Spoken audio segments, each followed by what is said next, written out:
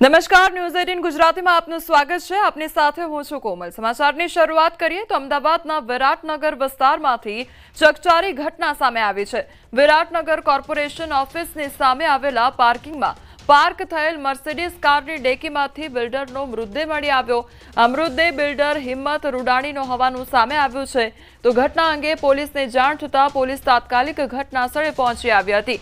ઘટનાસ્થળેથી પોલીસને કારની ડેકીમાંથી બિલ્ડરનો હત્યા કરાયેલી હાલતમાં મૃતદેહ મળી આવ્યો હતો। ગણતરીના કલાકોમાં પોલીસે 3 આરોપીઓની કરી છે ધરપકડ। તો પૈસાની લેતી દેતીમાં હત્યા થઈ હોવાની આશંકા સેવાઈ રહી છે।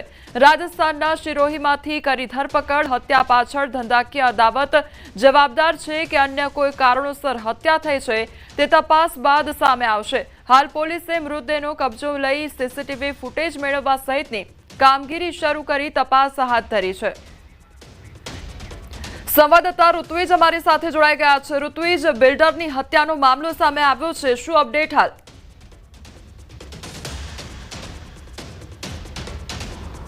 જી કોમલ, વાત કરીએ તો વઢવ પોલીસની ખૂબ જ એક મોટી સફળતા કહી શકાય, કારણ કે ગણતરીની કલાકોની અંદર જ આ જે હત્યાના ગુનાનો ભેદ ઉકેલી કાઢ્યો છે અને 3 આરોપીઓ, જેમાં એક આરોપી છે તે કાયદાના સંઘર્ષમાં આવેલો આરોપી છે, એટલે કુલ 3 આરોપીઓને હાલમાં પોલીસ દ્વારા હસ્તગત કરી લેવામાં આવ્યા છે અને તેમની વધુ પૂછપરછ કરવામાં આવી રહી છે।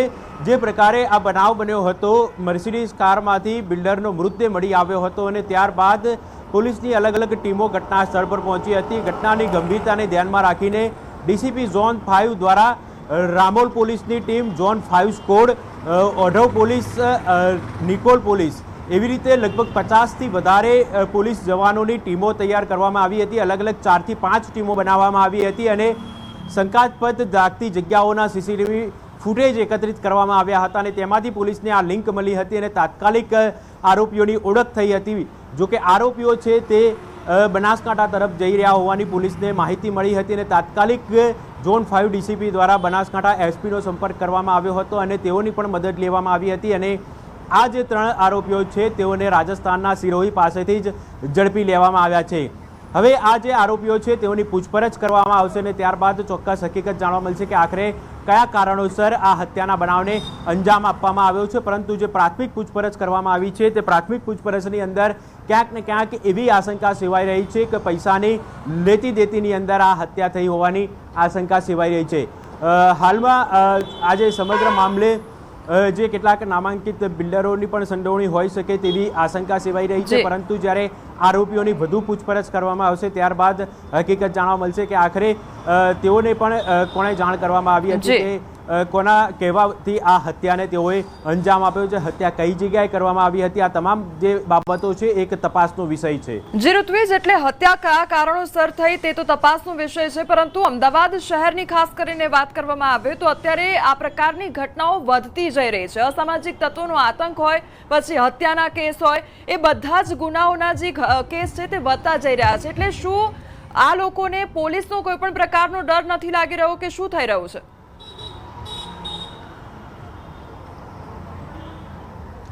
ચોક્કસથી કોમલ, વાત કરીએ તો છેલ્લા કેટલાક દિવસની વાત કરીએ તો અમદાવાદની અંદર અનેક એવા ગંભીર પ્રકારના બનાવો બની ચૂક્યા છે, જે ખૂબ જ ગંભીર બાબત કહી શકાય। કાયદો અને વ્યવસ્થાની પરિસ્થિતિ માટે આ એક ખૂબ જ ગંભીર બાબત કહી શકાય, કારણ કે તાજેતરમાં જ કેટલાક દિવસ અગાઉ ગોમતીપુર પોલીસ સ્ટેશનની નજીકમાં જ એક હત્યાનો બનાવ બન્યો હતો। જોકે પોલીસે ઘટનાની ગંભીરતા ધ્યાનમાં રાખીને તાત્કાલિક આરોપીઓને ઝડપી પાડ્યા હતા। આ ઉપરાંત વાત કરીએ તો 2 દિવસ અગાઉ પાલડીની અંદર પણ એક હત્યાનો બનાવ બન્યો હતો। ખૂબ જ ક્રૂરતાપૂર્વક એક યુવકને જાહેરની અંદર તેની હત્યા કરી દેવામાં આવી હતી। એટલે ક્યાંક ને ક્યાંક હવે આ જે ગુનેગારો છે તેઓને પોલીસનો કોઈ ડર ન હોય તેવું લાગી રહ્યું છે, અથવા તો આ ગુનેગારો છે તે પોલીસને જાણે કે પડકાર ફેંકી રહ્યા છે।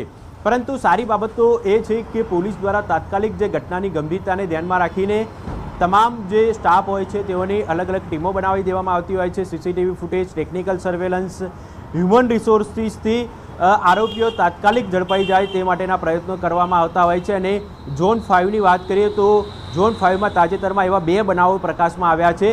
એક તો રામોલની અંદર જે કન્સ્ટ્રક્શન કામ સાથે સંકળાયેલા વેપારીના અપહરણ અને લૂંટના ગુનાનો ભેદ હતો તે પણ પોલીસે તાત્કાલિક ઉકેલી કાઢ્યો હતો અને આ જે બનાવ હતો વઢવ હત્યા કેસ, તો હત્યા કેસની અંદર પણ ગણતરીની કલાકોમાં જ આખા ગુનાનો ભેદ ઉકેલી કાઢ્યો છે અને પોલીસે આરોપીઓને ઝડપી લીધા છે। ઋત્વિજ, અમદાવાદ શહેર અસામાજિક તત્વોનો અડ્ડો બની ગયો હોય તેવું લાગે છે. પછી ડ્રગ્સ ઘુસાડવા માટેની ઘટનાઓ હોય, કોઈની હત્યા કરવાની ઘટના હોય, એટલે આ બધી ઘટનાઓ વધી રહી છે. આપે તમામ અપડેટ આપ્યું તે બદલ આપનો આભાર. તો અમદાવાદ શહેરની આ એક વધુ એક ઘટના સામે આવી છે કે જ્યાં હત્યાનો બનાવ સામે આવ્યો છે અને બિલ્ડરની હત્યા કરી કાઢવામાં આવી છે. સુરતના તરસાડી ખાતે ચોરોનો ફરી એકવાર આતંક જોવા મળી રહ્યો છે. ગુરુકૃપા સોસાયટીમાં ફરી તસ્કરો જોવા મળ્યા છે. 1 મહિના પહેલા પણ થઈ હતી સોસાયટીમાં ચોરી, ત્યારે તસ્કરો સોસાયટીમાં 1:30 વાગે આવ્યા હતા ચોરી કરવા માટે. સોસાયટીના રહીશો જાગી જતા તસ્કરો ફરાર થઈ ગયા હતા. તસ્કરો મોઢા પર બુકાની બાંધી ચોરી કરવા માટે આવ્યા હતા. તો સોસાયટીના સીસીટીવીમાં તસ્કરો કેદ પણ થયા હતા. સુરતનો આ સમગ્ર મામલો સામે આવ્યો છે કે જ્યાં તસ્કરોનો તરખાટ જોવા મળી રહ્યો છે. 1 મહિના અગાઉ પણ ચોરીને અંજામ આપવામાં આવ્યો હતો અને ફરી એકવાર તસ્કરો ત્રાટક્યા હતા. આખી ઘટના સીસીટીવી કેમેરામાં કેદ થઈ છે. તો 1 મહિના પહેલા પણ આ જ પ્રકારની ઘટનાને અંજામ આપવામાં આવ્યો હતો અને રાત્રે 1:30 વાગે આ તસ્કર ટોળકી ત્રાટકી હતી અને ચોરીનો પ્રયાસ હાથ ધરવામાં આવ્યો હતો, પરંતુ રહીશો જાગી જવાને કારણે આ તસ્કરો ત્યાંથી ફરાર થઈ ગયા હતા. આણંદના બોરસદમાં અસામાજિક તત્વો બેફામ બન્યા છે. બોરસદમાં ખુલ્લી તલવારો સાથે જાહેરમાં ડાન્સ પાર્ટી કરવામાં આવી. અસામાજિક તત્વોને પોલીસનો કોઈ ડર ન હોય તેમ જાહેરમાં પાર્ટી કરતા જોવા મળ્યા. વિડીયો વાયરલ થતા બોરસદ ટાઉન પોલીસે 6 લોકો સામે સુલેભંગનો ગુનો દાખલ કર્યો.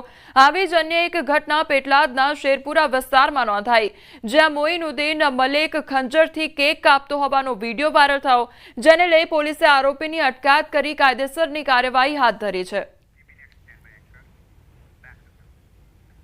સુરત હોટલની આડમાં ચાલતું કૂટણખાનું ઝડપાયું છે. જહાંગીરપુરામાં ચાલતું હતું કૂટણખાનું. 13 લલનાઓ સહિત 5 ગ્રાહક અને 4 સંચાલક ઝડપાયા. એન્ટી હ્યુમન ટ્રાફિકિંગ સેલની કાર્યવાહી હાથ ધરવામાં આવી. જહાંગીરપુરા પોલીસ સ્ટેશનની હદમાં ચાલતું હતું આ કૂટણખાનું. ઝડપાયેલા 13 લલના થાઈલેન્ડ નિવાસી વધુ કાર્યવાહી શેલ દ્વારા હાથ ધરવામાં આવી છે. વડોદરાના કરજણ ખાતે નેશનલ હાઈવે નંબર 48 પર ચોંકાવનારી ઘટના સર્જાઈ છે. એક અસ્થિર મગજના શખ્સે રેલવે ઓવરબ્રિજ પરથી અચાનક છલાંગ લગાવી દીધી. બ્રિજની ઊંચાઈથી નીચે પટકાવા છતાં જાનહાનિ ટળી અને તેને માત્ર ઈજાઓ પહોંચી હતી. ઘટના સમયે બ્રિજ પર લોકોનું ટોળું ઉમટી પડ્યું હતું. ઘટના બાદ લોકોએ કહ્યું, રામ રાખે અને કોણ ચાખે. સ્થળ પર હાજર પોલીસ દ્વારા તાત્કાલિક તેને હોસ્પિટલ ખસેડવામાં આવ્યો હતો. હાલ ઈસમની સ્થિતિ સ્થિર જોવા મળી રહી છે. બોટાદ રેલવે સ્ટેશન પાસે 12 વર્ષના બાળકને ઢોર માર મારવાની ફરિયાદ નોંધાઈ. ઘર પર પથ્થર કેમ ફેંક્યો કહીને બાળકને ઢોર માર મારવામાં આવ્યો. ઈજાગ્રસ્ત બાળકને તાત્કાલિક સોનાવલા હોસ્પિટલમાં સારવાર આપવામાં આવી. ઘટના બાદ બાળકના વાલીએ આરોપી સામે પૂછપરછ કરતા તેમને પણ ધમકી મળ્યા હોવાનો દાવો છે. હાલ બાળકના વાલી દ્વારા બોટાદ પોલીસ સ્ટેશનમાં ફરિયાદ નોંધાવવામાં આવી છે. તેમજ આરોપી સામે કાયદેસરની કાર્યવાહી કરવાની માંગ પણ ઉઠી છે. કોક છોકરા પાણા મારી ભાગી ગયા. ઓલા ઉદયભાઈ ને એમ કે આયા માર્યો છે. તે પકડો મને થાંભલા ફટકાડ્યો, મને માર્યો, રોડ પસાડ્યો અને ઘરમાં લઈને એટલો માર્યો કે મને પીપી ના નીકળી જાય તાવજીને માર્યો. 2 દિવસ પહેલા કોક છોકરાએ પથ્થર નાખ્યો હોય છે, પણ બીજા આ શનિવારે 11:30 મારો છોકરો નીકળ્યો એટલે અદવર રાખીને મારા છોકરાને ઢોર મારવામાં આવ્યો છે. અમે કહેવા ગયા વાલી તરીકે છે, ભાઈ મારા છોકરાનો કઈ ભૂલ હોય તો મને કયો. હતા સીધો પેમ્પલેટ મને મારવા દોડ્યો કે તારા છોકરાએ માર ખાતો તું પણ માર ખાઈશ. અમારી માંગ ઈ કે આજ મારા છોકરા રે થયું, કાલ બીજા છોકરા રે થાય તો આ વિદ્યાર્થી છે અને 12 આઝાદ કહેવાય. 12 વર્ષનો છોકરો એટલે 12 આઝાદ કહેવાય. અમરેલી શહેરમાં ફાયર એનઓસી કૌભાંડના આક્ષેપથી ખળભળાટ મચી ગયો છે. નગરપાલિકા પૂર્વ સભ્ય પંકજ રોકડે ફાયર ઓફિસર પર ગંભીર આરોપ લગાવ્યા છે. તેમણે ફાયર ઓફિસર હરિકૃષ્ણદાન ગઢવી પર લાંચ લેવાનો અને ફરજી એનઓસી આપવાનો આરોપ લગાવ્યો છે. પંકજ રોકડે આ મામલે જિલ્લાના પોલીસ વડા, સેશન્સ જજ અને હાઈકોર્ટના ચીફ જસ્ટિસને લેખિત રજૂઆત પણ કરી છે. આરટીઆઈ દ્વારા મળેલી માહિતી મુજબ અમરેલીની શાંતાબા મેડિકલ કોલેજને મળેલી એનઓસી પણ ફરજી હોવાનું દાવો કરવામાં આવ્યો છે. એપીએમસીના પૂર્વ ચેરમેન પીપી સોજિત્રાએ પણ ગઢવી વિરુદ્ધ ફોજદારી કાર્યવાહી કરવાની માંગ કરી છે. તપાસ કરવામાં આવે તો ફાયર સેફટી એનઓસીનું મસમોટું કૌભાંડ સામે આવે તેવી પણ શક્યતાઓ સેવાઈ રહી છે. એવું જાણવા મળ્યું કે ગઢવી સાહેબ ફાયરમાં ચાર્જ કરે છે, એટલે વારંવાર એની ફરિયાદ આવતી હતી. મેં એની આરટીઆઈ કરી અને મને એવું જાણવા મળ્યું કે સિવિલ હોસ્પિટલમાં 7 માળની બિલ્ડિંગ અને 3 માળની બિલ્ડિંગ એમાં ગેરનીતિ અજમાવેલી છે અને ખોટી એનઓસી આપેલી છે અને ખોટા ડોક્યુમેન્ટ વગેરે. મેં માહિતી માંગી તો મને એમાં જાણવા મળ્યું. આ ગઢવી સાહેબને તો ઓનલી ફોર પોલીસ સજાગ થવી જોઈએ અને જેલ હવાલે જ કરવા જોઈએ. જ્યાં ભવિષ્યના ડોક્ટરો અભ્યાસ કરે છે, એની હોસ્ટેલો છે. આ બંને બિલ્ડિંગોને નગરપાલિકાની રજા ચિઠ્ઠી ઇસ્યુ નથી થઈ એવું નગરપાલિકાએ જ પંકજભાઈને આરટીઆઈમાં જણાવેલ છે. થવાનું હતું. આવી કોઈ જ વસ્તુ ઇનવર્ડ થયેલી નથી, પરંતુ હાલના ફાયર વિભાગના જાવક રજિસ્ટરમાં બંને એનઓસીના નંબરો એમાં દાખલ કરેલ છે અને ફરજી ફાયર એનઓસી એણે બહુ મોટા રૂપિયા લઈને આપેલ છે. હરિદ્વારમાં એક ગુનેગારે પોલીસ કર્મચારીઓ પર ગોળીબાર કરતા સનસનાટી મચી ગઈ છે. હરિયાણાના જીંદ જિલ્લાની પોલીસ દરોડા પાડવા માટે હરિદ્વાર માટે પહોંચી હતી અને જ્યારે પોલીસે હરિદ્વાર બસ સ્ટેન્ડ નજીક ગુનેગારની ધરપકડ કરવાનો પ્રયાસ કર્યો ત્યારે ગુનેગારે પોલીસ પર ગોળીબાર કર્યો અને ભાગી ગયો. ભાગી રહેલ આરોપી સીસીટીવી કેમેરામાં પણ કેદ થયો છે. ફાયરિંગની ઘટનામાં હરિયાણા પોલીસના સબ ઇન્સ્પેક્ટર ઘાયલ થયા છે. તેમને સારવાર માટે હોસ્પિટલમાં દાખલ કરવામાં આવ્યા છે. મોડી સાંજ સુધી હરિદ્વાર પોલીસે ફરાર ગુનેગારની શોધમાં કોમ્બિંગ ઓપરેશન પણ ચલાવ્યું હતું. જો કે હજી સુધી ફરાર ગુનેગાર વિશે કોઈ માહિતી મળી નથી.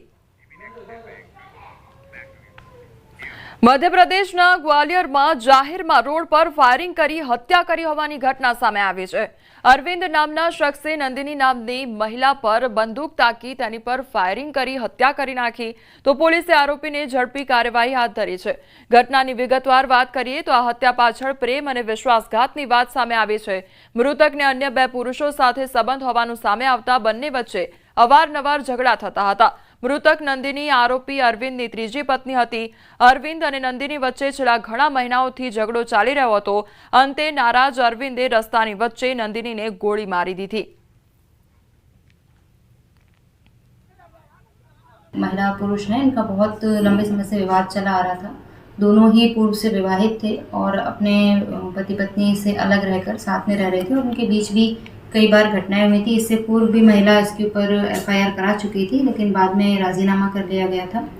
और ये दोनों की दूसरी तीसरे शादी थी, दोनों साथ रह रहे थे और इसके बाद लगातार इनके बीच झगड़े और इस तरह का विवाद का माहौल बना हुआ था, जिसके बाद कल ये घटना हुई. ટેટુ આમ તો લોકો શોખ માટે શરીર પર કરાવતા હોય છે, પરંતુ શું ક્યારેય તમે એવું સાંભળ્યું છે કે ટેટુના કારણે ગુમ વ્યક્તિનું મિલન થઈ જાય? જી હા, તમે બરોબર સાંભળ્યું. ટેટુના કારણે ગુમ વ્યક્તિનું મિલન થયું, એ પણ 16 વર્ષ બાદ. અને આ દ્રશ્યો છે અમદાવાદ નવરંગપુરા પોલીસ સ્ટેશનના. આવું જૂજ જોવા મળે છે કે પોલીસ સ્ટેશનમાં ખુશીનો માહોલ હોય.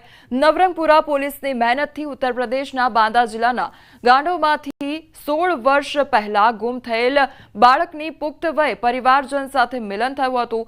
આ યુવકનું નામ પંકજ ઉર્ફે રાહુલ યાદવ છે, જે 16 વર્ષ પહેલા મોટા ભાઈ સાથે ઝઘડા થયા બાદ પિતાએ તેને માર માર્યો હતો અને ગુસ્સામાં ઘર પરિવારને છોડી દીધો હતો. તો આ પંકજ બોલી કે સાંભળી શકતો નથી, તેમ છતાં યુપીથી ટ્રેનમાં અમદાવાદ રેલવે સ્ટેશન પર ઉતરી ગયો હતો અને ત્યારબાદ રેલવે સ્ટેશનની અંદર જ ભટકતો રહ્યો. ત્યારે રેલવે પોલીસે પંકજની પ્રાથમિક તપાસ કર્યા બાદ દિવ્યાંગોની શાળામાં તેની ભરતી કરાવી હતી. જે બાદ નવરંગપુરા પોલીસ સ્ટેશનમાં જ ખાતો પીતો અને રહેતો હતો, જ્યારે પોલીસના નાના મોટા કામ પણ કરી આપતો હતો. इसको मैंने देखा, मैंने पूछा बाजू वाले चाय वाले भाई से कि ये मेरे गांव का बावला है, हो गया है. इसका मैं टैटू देखा, मेरा स्वयं एक ही था, तो मैं इसके भाई को फ़ोन किया, इसके मम्मी जोड़े बात करवाया. इसके बाद इनके भाई को फ़ोटो भेजा, उनके दोस्त यारों को भेजा, अपने बचपन का एक ही साथ था. इसके बाद मैंने इसके भाई को फ़ोन करके बुलाया पुलिस चौकी अंदर में बात की. इसके बाद इसकी मम्मी बोली कि मेरे ही बच्चा है. तो मैंने कहा मैं तो चीन ही गया, ये भी मेरे को पहचान गए कि मेरे गाँव का है. હવે મિત્રનો ભેટો કઈ રીતે થયો તેની વાત કરીએ તો પંકજ અને તેનો મિત્ર 16 વર્ષ પહેલા ઉત્તર પ્રદેશના એક મેળામાં ફરવા માટે ગયા હતા અને ત્યાં જ તેઓએ હાથ ઉપર એક ટેટુ ચિત્ર આપ્યું હતું અને જેમાં રામ સીતા લખેલું હતું અને સમયની ગતિ જુઓ, કારણ કે પંકજ તો 16 વર્ષ પહેલા જ અમદાવાદ આવી ગયો હતો અને તેનો મિત્ર નીરજ યાદવ છેલ્લા 2 મહિનાથી અહીંયા સિક્યોરિટીનું કામ કરે છે અને તેઓ બંને નવરંગપુરા પોલીસ સ્ટેશનની સામે આવેલ ચાની કેટલીએ ભેગા થયા હતા। 13 साल था पहले, तभी मैं हो गया था गुम। इसके भाई और भाई जोड़े झगड़ा हुआ था। जैसे आपने बताया कि टेटू के माध्यम से आपने पहचाना, तो कहाँ पर आप लोग पहले गए थे, कितने साल हुए, टेटू क्यों बनवाया था, वो कुछ ऐसे ही बनवा लिए थे, बच्चे थे छोटे छोटे, मतलब 12-13 साल के, तो उसमें गए मेले में, तो दोनों लोग एक साथ लिखवाए, वही मेरे को पहचान ली। આમ 12 વર્ષની ઉંમરે ઘરેથી નીકળી ગયેલ પંકજનું એક ટેટુના કારણે ફરી મિલન થયું। નવરંગપુરા પોલીસે પંકજના પરિવારને જાણ કરી, જે બાદ તેનો પરિવાર અમદાવાદ આવી તેમની સાથે લઈ ગયો હતો। 16 साल पहले जब ये लड़का है पंकज, उसकी उम्र 10-11 साल की होगी, तब उसके परिवार ने कुछ उसको डांटा, तो वहाँ से कोई ट्रेन में बैठ के वो कालूपुर रेलवे स्टेशन उतरा। वहाँ से किसी ने उसको ये नवरंगपुरा में जो बैरिया मूंगा की स्कूल है वहाँ पे उसको रखा और लास्ट 7-8 साल से स्कूल का उसका पढ़ाई ख़त्म हुआ।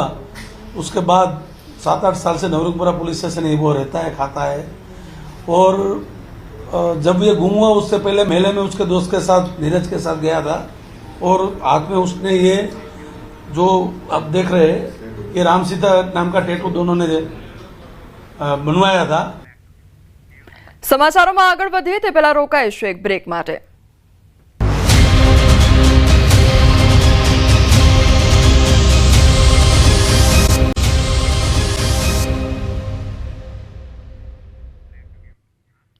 Welcome back. દ્વારકા શહેરમાં ફરી આખલાનો આતંક સામે આવ્યો છે। દ્વારકાધીશ મંદિરની 56 સીડી નજીક ભીડ વચ્ચે આખલો ઘૂસી ગયો હતો। હજારો યાત્રિકોની વચ્ચે આખલાઓ જોવા મળતા તાત્કાલિક ભયનો માહોલ સર્જાયો અને દોડધામ મચી ગઈ હતી। અવારનવાર આવી ઘટનાઓ થતી હોવા છતાં તંત્ર દ્વારા કોઈ કડક પગલાં લેવાતા નથી। યાત્રિકો અને સ્થાનિકોમાં ભારે રોષ પણ જોવા મળી રહ્યો છે। તો સ્થાનિકોમાં અત્યારે ડરનો માહોલ જોવા મળી રહ્યો છે, કારણ કે અવારનવાર આ પ્રકારની ઘટનાઓ સામે આવતી હોય છે। ભીડ વચ્ચે આખલો ઘૂસતા આખલાનો આતંક જોવા મળી રહ્યો છે અને સ્થાનિકો હેરાન પરેશાન થઈ રહ્યા છે। તો દર્શનાર્થીઓમાં પણ દોડધામ મચી ગઈ હતી। તંત્રની બેદરકારી પર અનેક સવાલ ઉઠ્યા છે। સંવાદદાતા મુકુંદ અમારી સાથે જોડાઈ ગયા છે। મુકુંદ, દ્વારકાધીશ મંદિર નજીક આખલાઓનો આતંક જોવા મળી રહ્યો છે, દર્શનાર્થીઓને કેટલી હાલાકીનો સામનો કરવો પડી રહ્યો છે? જી બિલકુલ, જે પ્રકારે વાત કરવામાં આવે તો દેવભૂમિ દ્વારકા જિલ્લામાં આખલાનો ત્રાસ દિવસે ને દિવસે વધતો હોય છે। ત્યારે યાત્રાધામ દ્વારકામાં દ્વારકાધીશ મંદિરના 56 સીડી જે પગથિયા આવેલા છે, આ 56 સીડીએથી યાત્રિકોનો ઘસારો વધારે હોય છે। ત્યાં જે યાત્રિકોની ભીડ વચ્ચે આખલાઓ ઘૂસી જતા ક્યાંક ને ક્યાંક રાહદારીઓમાં નાસભાગ મચી હતી, લોકોમાં પણ ડરનો માહોલ જોવા મળ્યો હતો। ત્યારે વાત કરીએ તો પાલિકાની જે આ બેદરકારી છે તેને કારણે સ્થાનિક લોકોમાં પણ રોષ જોવા મળ્યો છે। જી જે મુકુંદ, સમગ્ર માહિતી બદલ આપનો આભાર। આ તરફ હવે જેતપુરની વાત કરીએ તો જેતપુરમાં શ્વાનનો આતંક જોવા મળી રહ્યો છે। તત્કાલ ચોકડી પાસે વાડીમાં રમતા 5 વર્ષના બાળકને શ્વાને બચકા ભર્યા હતા। બાળકને સારવાર અર્થે જેતપુર સરકારી હોસ્પિટલ ખાતે ખસેડવામાં આવ્યો છે। મહેસાણાના એપીએન સલ્ફર પ્લાન્ટમાં 2 શ્રમિકોના મોત નીપજ્યા હોવાનો મામલો સામે આવ્યો છે। મહેસાણા બહુચરાજી હાઈવે પર આવેલી ફર્ટિલાઇઝર બનાવતી કંપનીમાં આગ લાગવાની ઘટના બની હતી। રાત્રે 2 કલાક 10 મિનિટે આગનો બનાવ પણ બન્યો હતો। 2 શ્રમિકોના મોત સાથે અન્ય 2 મજૂર ઘાયલ થયા છે। ઈજાગ્રસ્તોને સારવાર માટે હોસ્પિટલ ખસેડવામાં આવ્યા છે। મહેસાણાથી બહુચરાજી સામેત્રા નજીક એક કંપનીમાં રાત્રે દરમિયાન આગ લાગવાની ઘટના ઘટી હતી। ફર્ટિલાઇઝર બનાવતી આ જે પ્લાન્ટ હોય છે તેમાં રાત્રિ દરમિયાન આગ લાગવાની ઘટના ઘટી હતી, જેમાં હાલમાં જે માહિતી મળી રહી છે તે પ્રમાણે 2 જે મજૂરો હોય છે તેમના દુઃખદ અવસાન નીપજ્યા છે, જ્યારે 2 જે મજૂરો છે તે હાલમાં ઘાયલ છે, તેમને હોસ્પિટલમાં દાખલ કરવામાં આવ્યા છે। તમે જોઈ શકો છો હાલમાં આ પરિસ્થિતિ જોઈ શકાય છે। કયા કારણોસર આ આગ લાગી હતી હજુ સુધી જાણી શકાયું નથી, પરંતુ આજે આગ લાગવાની ઘટનાથી ચોક્કસથી જે પ્લાન્ટ છે તેમને નુકસાન પહોંચ્યું છે, તેમજ 2 જેટલા જે શ્રમિક હોય છે તેમના પણ મૃત્યુ થયા છે। આપણા સાથે જે પ્લાન્ટના જે માલિક છે તેમના સાથે વાતચીત કરીશું। શું કાકા, શું ઘટના બની હતી ને કઈ રીતે આ સમગ્ર રાત્રે 2:10 બનાવ બન્યો હતો. કેવી રીતે બને છે એ ખ્યાલ નથી. આ ફાયર કેવી રીતના થયું, આગ કેવી રીતના લાગી એનો હજી અંદાજ આવ્યો નથી. આમાં શું બનાવતા હતા અને અત્યાર સુધી કેટલા લોકોના અવસાન થયા છે, કેટલા ઘાયલ થયા છે? અત્યારે આ ઇન્સિડન્ટમાં મારી 2015થી ફેક્ટરી સ્ટાર્ટિંગ છે. 2025 આ કોઈ ઇન્સિડન્ટ બન્યો નથી. આ પહેલો મારો ઇન્સિડન્ટ છે અને કેવી રીતના ફાયર થયો હજી એ જાણવા મળ્યું નથી. કેટલા લોકોના અવસાન થયા છે? 2 જણના અવસાન થયા છે, 2 જણ ઇન્જર્ડ થયા છે. અને શું બનાવતા હતા તમે? અમે ફર્ટિલાઇઝર બનાવીએ છીએ ખેતરમાં. ચોક્કસથી 2 લોકોના અવસાન થયા છે, 2 લોકો ઘાયલ છે, પરંતુ કઈ રીતે આ આગ લાગી તે હજી સુધી જાણી શકાયું નથી. કેતન પટેલ, ન્યૂઝ 18 ગુજરાતી, મહેસાણા. ભરૂચના અંકલેશ્વર પાનોલી જીઆઈડીસી વિસ્તારમાં આવેલી સંઘવી ઓર્ગેનિક્સ કંપનીમાં ભીષણ આગ ભભૂકી ઉઠી. આગ લાગતા તરત જ અફરાતફરી મચી ગઈ. આગ એટલી વિકરાળ હતી કે ધુમાડાના ગોટે ગોટા દૂર દૂર સુધી જોવા મળ્યા હતા. ભારે જહેમત બાદ 10 ફાયર ફાઇટરની ગાડીની મદદથી આગ પર કાબુ મેળવાયો હતો. તો આગ લાગવાની ઘટના સામે આવી છે. અંકલેશ્વરની પાનોલી જીઆઈડીસીની આ ઘટના કે જ્યાં ભીષણ આગ લાગવાની ઘટના સામે આવી હતી. તો ધુમાડાના ગોટે ગોટા નજરે પડ્યા હતા. તો ભીષણ આગ લાગવાથી અફરાતફરીનો માહોલ પણ સર્જાઈ ગયો હતો. તો ભરૂચનો આ મામલો સામે આવ્યો છે કે જ્યાં 10 ફાઇટરની ગાડીની મદદથી આગ પર કાબુ પણ હવે મેળવી લેવામાં આવ્યો છે. અંકલેશ્વરની પાનોલી જીઆઈડીસીમાં આવેલી જે ફેક્ટરી હતી તેમાં આગ લાગવાની ઘટના બની અને ત્યારબાદ ફાયર ફાઇટરની ટીમ અને ગાડીઓ પણ ઘટનાસ્થળે પહોંચી આવી હતી. રાજકોટમાં કારમાં ભીષણ આગ લાગવાની ઘટના બની અને કિસાનપરા ચોકમાં ગાડીમાં આગ લાગવાની ઘટના બની. તો ફાયર વિભાગે પાણીનો મારો ચલાવી આગ પર કાબુ મેળવ્યો. ગાડીમાં સવાર નીચે ઉતરી જતા આબાદ બચાવ થઈ ગયો હતો. સદનસીબે આગમાં કોઈ જાનહાનિ સર્જાઈ નથી.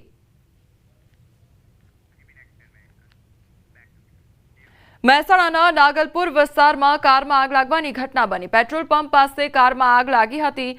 રાત્રિ દરમિયાન કારમાં આગ લાગવાની ઘટના બની હતી અને મહેસાણા ફાયર ટીમ આગ પર કાબુ મેળવ્યો હતો. તો આગ લાગતા કાર બળીને ખાખ થઈ ગઈ હતી.